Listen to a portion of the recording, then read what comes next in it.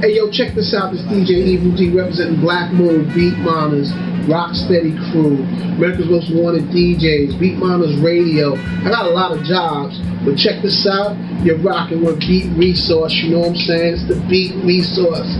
Your resource for beats. Understand the flavor.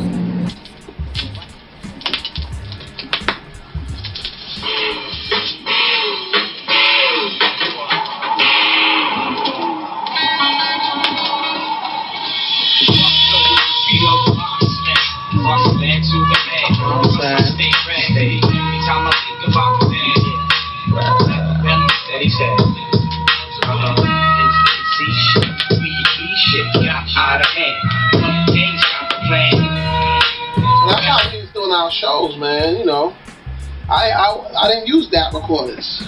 I use DAT recorders with studio. Use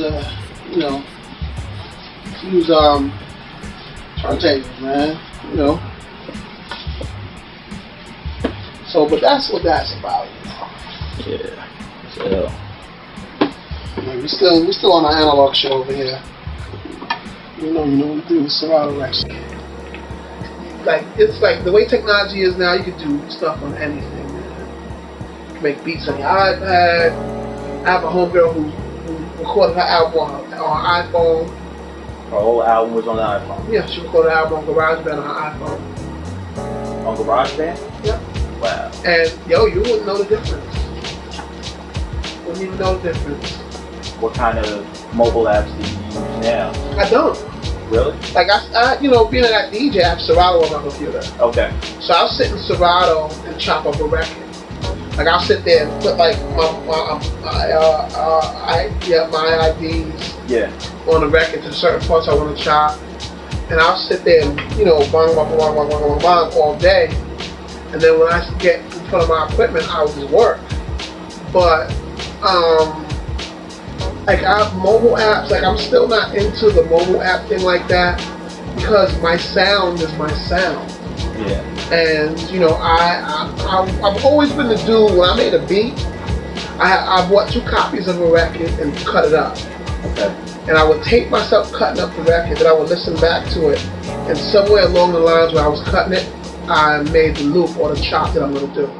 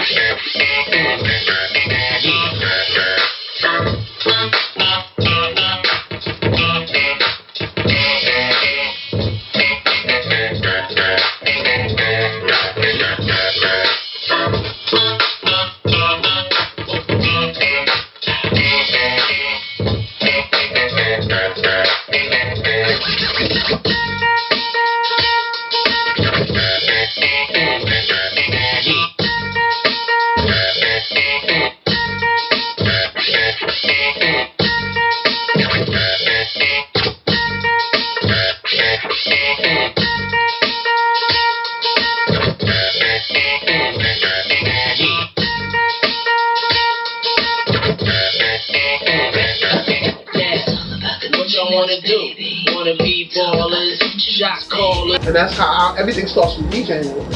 Yeah. Okay. You know what I'm saying? And that's what it was. It's like, like with the whole, even with today, like, we use Serato. So being that we use Serato to DJ, I'll sit there, like, I'll be on the plane and and then I'll remember that. Then I'll come home and I'll and recreate it. You think your workflow has changed from, like, say, Black Moon era? I mean, apart from the technology we touched on that, do you think your workflow has actually changed any? Yeah. My work has gotten better. Like we did the first Black Moon album, we didn't know. Like, I knew how to make beats. Let's not get it twisted. Yeah. I knew how to make beats, and I knew how to use the samples I was using. But I didn't know how to work in the studio. Yeah. That's part of the reason why that album sounds the way it sounds. And it's ill because it worked out, because that just happened to be the sound.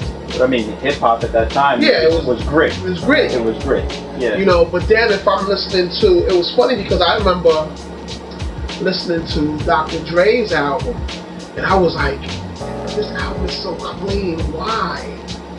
You know what I'm saying? Like, I didn't get it. Yeah. But that was his sound. You know what I'm saying?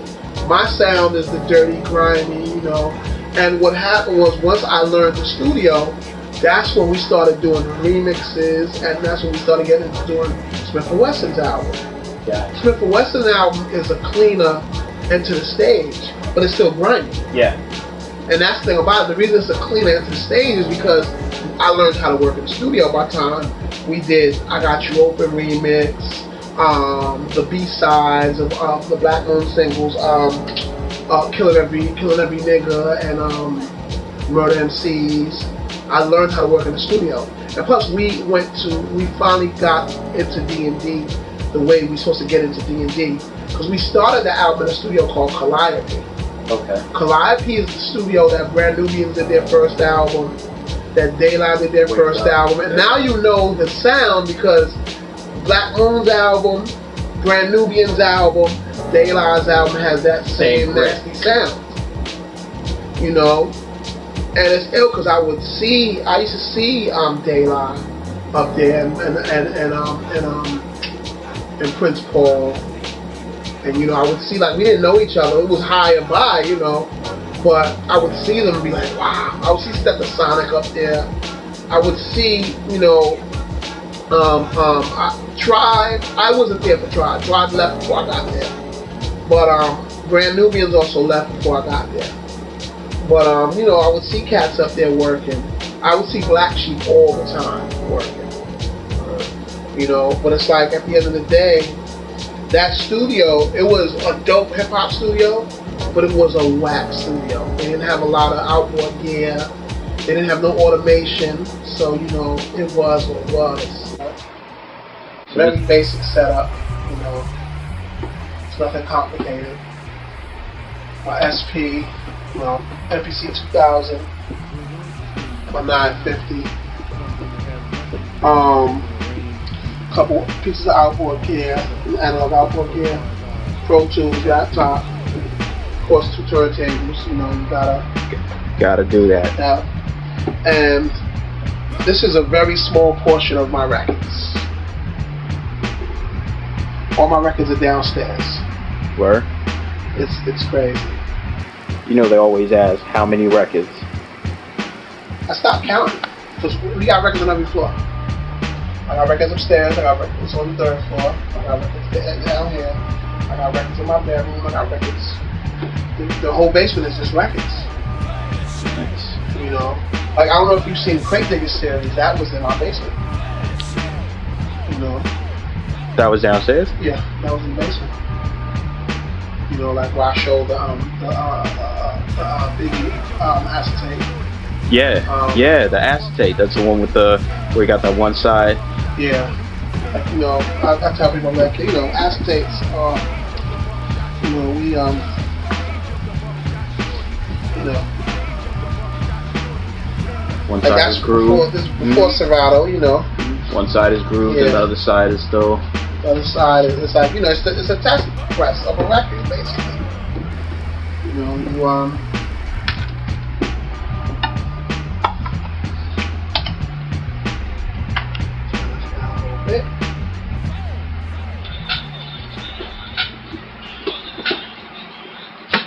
Let me pick the funk out the link is the funk and talk more judge than ever sell. I never fell at a rate the mental state as a far side, we did the drop remix. Once again,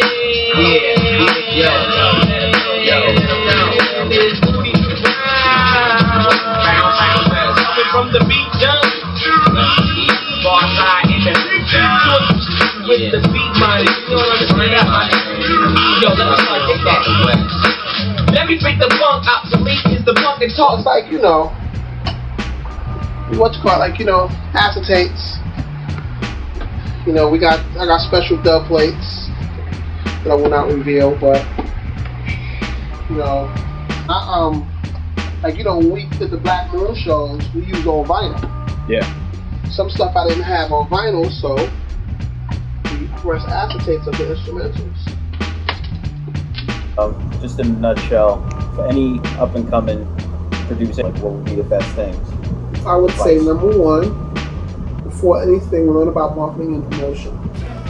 Because there's a lot of dope people that's making records right now, but you'll never hear them because they don't know how to market and promote their product. Number two, when it comes to production,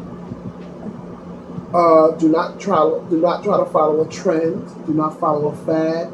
Be yourself. I understand being inspired. Being inspired is cool, but try to create your own thing, so people will come to you for that thing. You know. And number three, just learn how to be patient, because a lot of things take time. But you know, at the end of the day, you know, some DJ shit, man. You know, it's just some DJ shit.